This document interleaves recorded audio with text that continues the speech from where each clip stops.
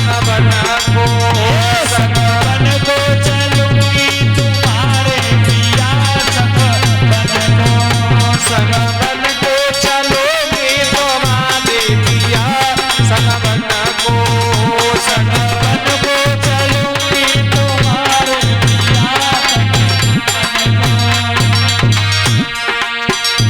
अरे चौपट बन में कष्ट उठावे, चौपट बन में कष्ट उठावे, चौपट बन में कष्ट उठावे, चौपट बन में कष्ट उठावे, पत्नी घर में मौज उड़ावे, पत्नी घर में मौज उड़ावे,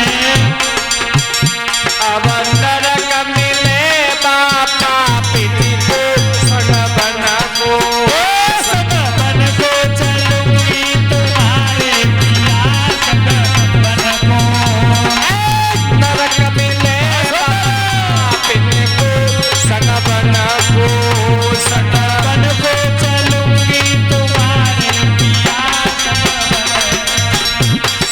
बन को, चलूंगी तुम्हारे पिया संग बन को, संग बन को चलूंगी तुम्हारे पिया संग बन को।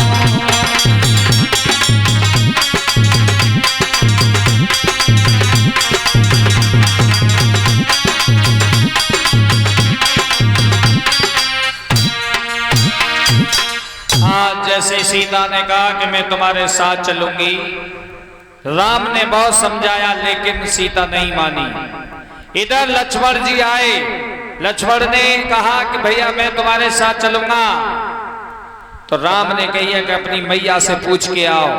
तो आज मेरी कथा प्रेमी सज्जनों अपनी मैया से पूछने के लिए गए, तो सुमित्रा कहने लगी है बेटा लक्ष्मण तुम राम की सेवा में जाओ। क्यों कि पुत्रवती युवती जग सोही, और रघुवर भक्त जास सुत होई, मात तुम्हारे तात बेदई, और पिता राम सब भांति सनेही, जो सिय राम कान नहीं जाई, तो अवध तुम्हारे काज कछु नहीं। तुम्हारे लिए अयोध्या किसी काम की नहीं है। मेरे कथा प्रेमी सज्जनों आज श्री सुखदेव जी महाराज वर्णन करते ही हे उत्तरानंदन परिचय। इधर जैसे ही आज राम जंगल के लिए चले, तो लक्ष्मण अपनी मैया से आज्ञा लेके चले, तो मैया सुमित्रा ने एक बात और कही है, लला लक्ष्मण क्या कहा कि राम का ऐसा कोई काम नहीं बिगड़ रहा है जिससे कि राम जंगल को जाएं। काम किसका बिगड़ रहा है? लक्ष्मण का। चौपाई कह रही है कि तुम्हारे हेत राम बन, तुम्हारे ही हेत। क्यों कहा था? इसीलिए कहा था कि बल लक्ष्मण जी हैं शेष के अवतार, और इस पृथ्वी का भार कहां है? शेष के ऊपर। और जब शेष के ऊपर है पृथ्वी का भार और राक्षस और ज्यादा भार बढ़ाएंगे तो वो भार कहां जाएगा? शेष के ऊपर जाएगा। इसीलिए कहा था कि तुम्हारे ही हेत राम बन जाई, दूसर काज और कछु नहीं। आज तीनों तपस्वियों जैसे भेष बना करके चले और दशरथ के पास आ गए। जब दशरथ के पास आए तो कैकेयी ने इशारा किया है कि तापस भेष, यानी तपस्वियों जैसा भेष बना के रहना है। क्यों? ध्यान से सुनने की बात है मेरे भैया। ये कहा था कैकेयी ने कि तुम 3 जा रहे हो यहां से, तो 3 के 3 ही लौट के आइयो। ऐसा न हो उधर से तुम 5 है के आ जाओ। संकेत में कहा है। तापस भेष। क्यों कहा कि तपस्वियों की संतान नहीं होती है, संतान होती है तो ऋषियों की होती है। जो तपस्वी होंगे उनकी संतान नहीं होगी, ऋषियों की संतान होगी। इसीलिए कहा था कि तपस्वियों जैसा नियम अपनाना है तुम्हें, देश बनाना है तुम्हें। 3 जा रहे हो तो 3 ही लौट के आइयो, ये कहा था। तपस्वियों जैसा नियम। आज राजा दशरथ ने अपने मित्र सुमंत से कही है कि रथ में बिठा करके इन्हें 14 घड़ी जंगल में घुमा लाओ और लेके आओ। मेरी बंधुओं, लेकिन मेरे भैया राम रथ में सवार हो गए, सारी अयोध्या रोने लगी है, पीछे पीछे जाने लगी, रथ आगे बढ़ गया है। आगे जाकर के निषाद राज से भेंट हुई, अयोध्या वासियों को वापस कर दिया और सुमंत को भी वापस कर दिया, जाओ तुम। और भगवान राम निषाद राज से भेंट करते हुए गंगा पर पहुंचे।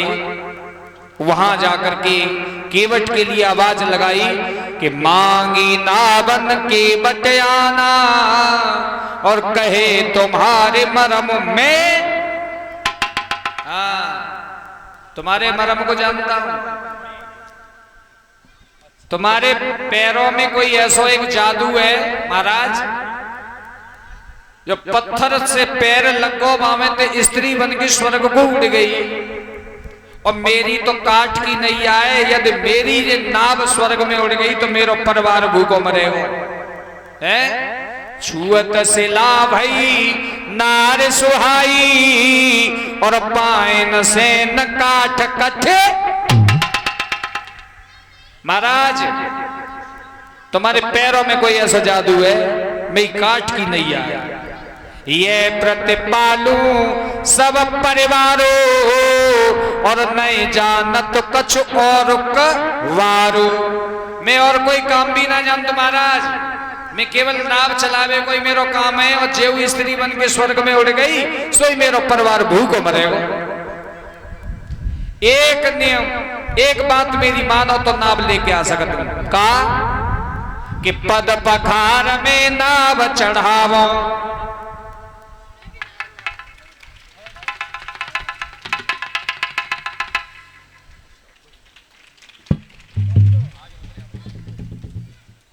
और ये शिव सिंह मास्टर जी के नाती कांटरी प्रतीक यादव, अर्पित यादव, ये दोनों भाई मिलकर के 1 से 1 रुपए का हार हमारे गले में और 1 से 1 रुपए का नीलेश के गले में डालते हैं। भगवान इन्हें सुख शांति प्रदान करते हैं। बहुत बहुत धन्यवाद।